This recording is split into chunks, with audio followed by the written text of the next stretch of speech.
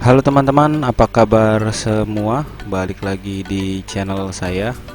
Pada video kali ini kita akan bahas apa itu perintah dasar pada AutoCAD ini.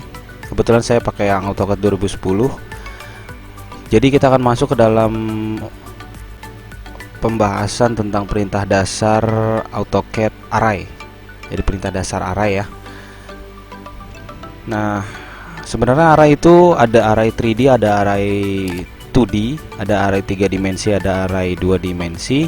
Di sini saya akan coba menjelaskan apa itu array, tapi yang di 2 dimensi dulu ya.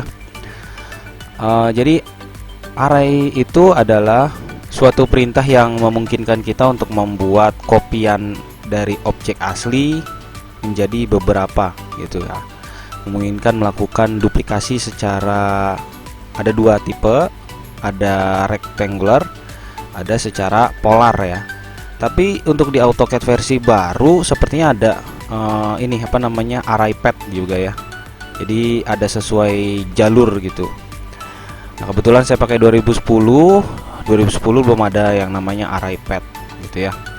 Kita bisa masuk ke apa namanya F1 atau AutoCAD Help. Kita ketik saja ARRAY array, kita pilih array command. Jadi referensi kita ya selalu dari sini aja ya. Nah, ini konsepnya, teman-teman bisa membuat kopian atau duplikasi dari objek ini dalam rectangular atau polar gitu ya. Dan pattern atau pola rectangular atau pola rectangular, pola persegi atau pola melingkar yang disebut sebagai array. Jadi untuk array yang persegi rectangular, kita dapat mengatur number of row, jumlah dari baris dan jumlah dari apa namanya kolom, beserta jarak di setiap kolom dan row-nya atau jarak di setiap duplikasinya. Nah, ini terlihat ya. Ini saya zoom sedikit kali ya supaya lebih terlihat. Nah, ini enak nih. Jadi ini nih ya. Ini distance between column. Jadi kalau titiknya di sini ya, makanya jarak dari ini ya ke sini gitu. Kalau between row, kalau titiknya di sini ya, maka titik akhirnya juga di sini gitu. Jadi jarak ini bukan selisih dari tengah-tengah objek ini ya, bukan gitu ya. Terus mana sampai tadi? Sampai mana tadi?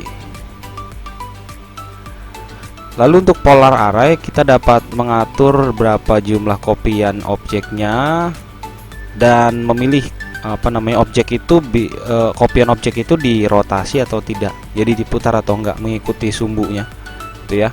Dan bisa membuat berbagai macam objek reguler atau objek regular space gini ya, atau bisa membuat berbagai macam objek lebih cepat ya daripada kita melakukan copy. Nah, ini ada penjelasannya untuk membuat rectangular array, nanti kita bahas sedikit lah ya. Terus prosedurnya, cara membuat rectangular array, masuk ke menu modify, terus pilih array, atau biasanya sih saya pakai aliasnya ya AR ya. Nah, nanti teman-teman harus bedakan mana yang namanya comment, mana yang namanya alias gitu ya. Nah, ini quick reference-nya. Oke, mungkin kita masuk ke prosedural yang pertama. Ya, cuma ada dua ya, rectangular dan polar. Kalau yang saya pakai yang 2016 itu udah ada path, ada yang terbarunya path gitu ya. Kita coba ke rectangular dulu, modify, dialog box segala macam, ini bisa kita skip saja. Jadi seperti ini. Ini adalah hasil array rectangular yang sudah saya buat sebelumnya, dimana objek yang biru ini adalah objek asli atau original object. Kita bisa menggunakan aliasnya AR, itu adalah alias dari array ya, atau kita ketik saja lengkap, itu adalah komennya adalah ARRAY. Jadi pada komen lain kita ketik array, itu komennya dari array gitu ya. Oke, terus ke tadi bilangnya ke modify kan, modify terus ke ini array. Secara default dia akan membuka jendela array. Nah, di sini kita pilih rectangular array. Kolom itu udah terlihat ya, 1 2 3 gitu ya, yang dari sumbu apa namanya ini nih X gitu ya. Ini coba kita jadi 2 gitu. Nah, ini kan 1 2 gitu ya. Oh, berarti sumbu Y ya yang berdiri. Ini row itu sumbu X. Nah, gitu. Misalnya 2 kali 4 gitu ya. Lalu offsetnya, jaraknya ini dari sini. Kita coba lihat, yang pertama adalah row offset. Nah, ini konsepnya di sini, dimana row offset ini adalah ketinggian ya. Itu row itu di sumbu Y. Jadi gini. Misalnya ini saya ganti warnanya merah dengan ketebalan inilah 30. Nah, row offset itu artinya di sini.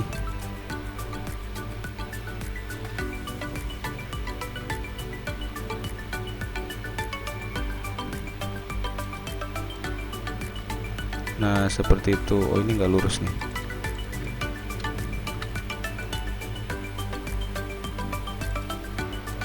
Nah, ini row offset.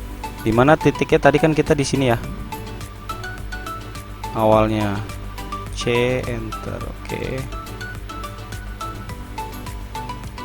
Yang awalnya kan kita buat di sini. Gitu. Lalu berakhir di sini. Gitu ya. Nah, jarak antar ini berapa? Misalnya saya atur atau saya buka dulu deh berapa dia dimensinya. DLI.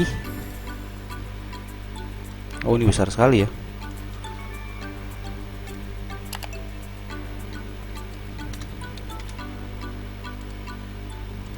Oke. Nah, tinggi objek ini adalah 2. Maka kalau misalnya kita mau array dari ujung sini ke ujung sini, nah ini jaraknya, jarak selisihnya adalah 1 gitu ya. Jadi kalau nih distance between row, dia acuannya dari titik ini ke titik ini juga gitu. Objeknya kan sama di pojok kanan bawah, ya berarti titiknya juga pojok kanan bawah. Kalau kita mau beri jarak antar objek 1, maka kita harus masukkan jaraknya adalah 3. Kenapa 3? Karena tinggi dari objek ini adalah 2 gitu. Ya, jadi teman-teman harus pahami gitu ya. Jadi jarak di sini tadi misalnya 2, maka kita harus masukkan distance-nya adalah 4. Kenapa 4? Karena tinggi objeknya sudah 2 gitu kan. Ditambah jarak ini 2, jadi hasilnya 4. Nah, karena saya mau jarak ini 1, maka saya masukkan 3. Kenapa 3? Karena jarak objek ini panjangnya sudah 2. Selisih ini 1, maka 2 tambah 1 hasilnya 3 gitu ya. Nah, kalau yang apa namanya kolom, mana tadi yang kolom? Nah, ini distance between kolom itu dari titik ini, contohnya saya ambil di sini aja lah ya. Line, saya buat line dulu seperti ini. Nah, gitu ya. Lalu nah, gitu.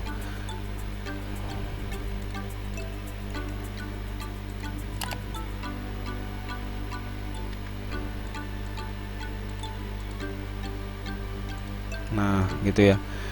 Jadi kalau space between kolom, konsep, nah ini space atau distance between columns itu titik acuannya sama. Misalnya dari sini ya berarti acuannya dari sini jaraknya. Coba kita lihat ini objek ini berapa kali berapa gitu ya. Sama ya, 2. Jarak ini adalah 3. Nah, otomatis selisih ini kan adalah 1 ya. Pasti itu hukum mutlak ya. 2 tambah 1 ya hasilnya 3 gitu. Nah, jadi seperti itu. Kolom pun sama. Kalau misalnya teman-teman mau jarak ininya 1, ya masukkan 3. Kenapa 3? Karena objeknya sudah 2 panjangnya. Jadi teman-teman harus tahu dulu nih panjang objek ini berapa, tinggi objek ini berapa gitu. dan selisih yang mau teman-teman atur itu berapa gitu. Contohnya ini saya copy deh sedikit.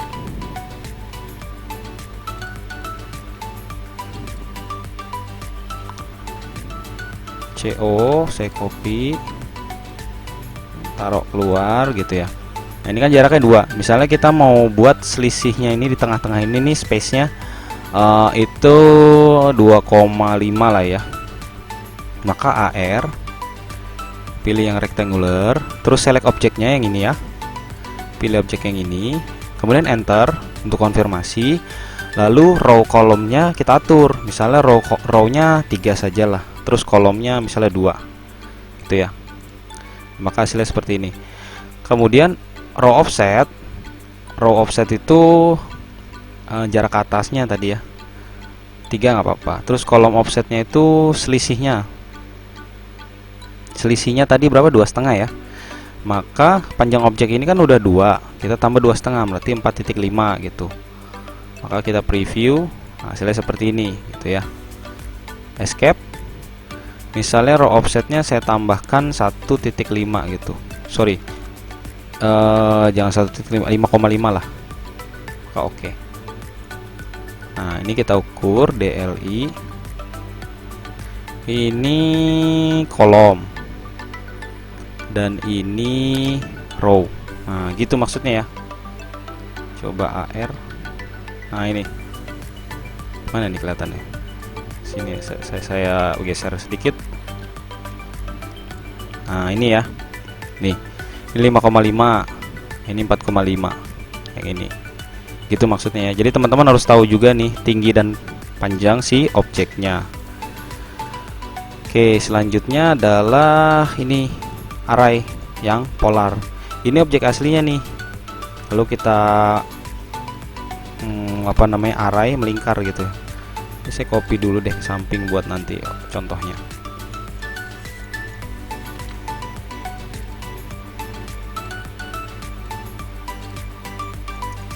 Oke, kita AR lalu enter.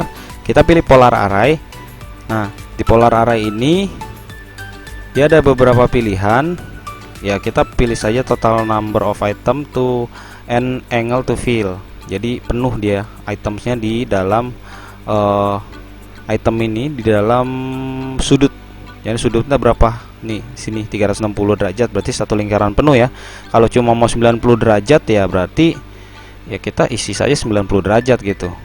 Nah ini angle between itemsnya kan nggak bisa diklik ya, karena udah secara default ini otomatis. Misalnya ini 6 gitu ya, maka ininya juga akan ganti gitu angle between item.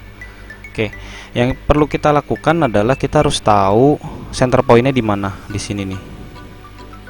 Lalu kita tahu total itemnya berapa. Nah sama rotated item as copy gitu ya. Jadi ini kita buka dulu di prosedur polar array biar ada bayangan. Nah, di sini nggak ada gambarnya lagi ya. Gini aja, to create. Nah seperti ini. Ini 3D array sih, tapi nggak apa-apa lah. Gambarannya seperti ini sih, melingkar. Itu ya. Oke. Contohnya gini, kita select objek, misalnya objeknya yang ini. Oke, kalau sudah enter. Kita mau array atau kita center point yang mana nih? Polar array atau kita pilih center point gitu kan. Center pointnya di ini. Artinya si objek ini akan melingkar di lingkaran yang ini gitu ya. Klik. Angle-nya 6 nggak apa-apa. Sudutnya 360 ya karena full lingkaran. Nah, preview seperti ini. Escape. Coba kita uncheck rotated item as a copy. Kita preview. Nah, seperti itu ya. Jadi si objek ini tidak memutar, tapi dia di array atau diduplikasi secara polar array gitu. Tapi center pointnya tetap di tengah, karena dia tidak memutar, dia otomatis kayak di copy seperti ini nih. CO. Nah kayak di copy-nya begini gitu ya, kasarnya gitu ya, gini. Wah ini nggak ikut lagi.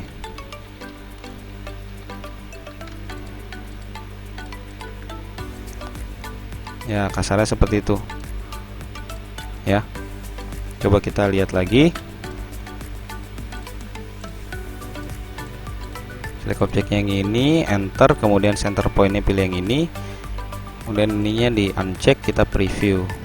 Nah seperti itu ya, yang 4 lah, 6 lah biar kelihatan. Nah tuh sama kan posisinya. Kalau kita centang preview, nah maka dia akan mengikuti nih apa namanya, lihat fokus di perseginya ya, perseginya akan ngikut nih ya kan, ikut berputar gitu posisinya, nggak seperti tadi gitu. Nah seperti tadi kan posisi si lancip ini ada di bawah ya, sudut ini ada di bawah nih. Kalau kita centang, nah ini dia ngikutin ke center point semua itu ya. Cancel dulu nih, saya hapus.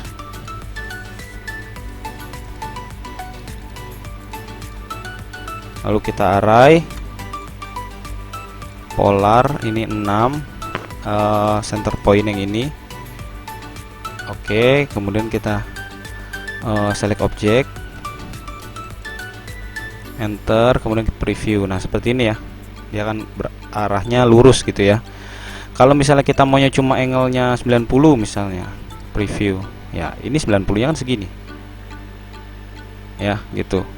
Kalau misalnya 180 gitu, preview ya, maka seperti ini gitu kan, ini 180 nya gitu, atau 270 gitu.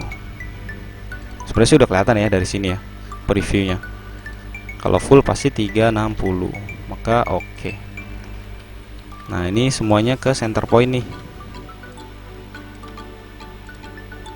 Nah ini kan center pointnya ya, shift klik kanan, center. Nah di sini kan center pointnya ya, seperti itu. Kalau untuk polar kalau untuk array pet itu ada lagi ya, dia di AutoCAD versi terbaru ya. Mungkin saya akan buatkan video terpisah gitu. Oke, mungkin saya rasa cukup sampai di sini pembahasan kita mengenai array. Apabila teman-teman ada pertanyaan ataupun ada sanggahan dan ada komentar tentang penjelasan saya dan tentang array, apabila ada masukan lagi boleh di kolom komentar ya, saya sangat terbuka sekali, sehingga saya juga menambah wawasan nih, dan teman-teman juga punya referensi tambahan kan gitu ya. Dan jika teman-teman suka jangan lupa di like juga videonya, dan tentu saja jangan lupa di subscribe channel ini. Oke, mungkin dari saya cukup sampai sekian. Semoga bermanfaat. Akhir kata, terima kasih dan sampai jumpa.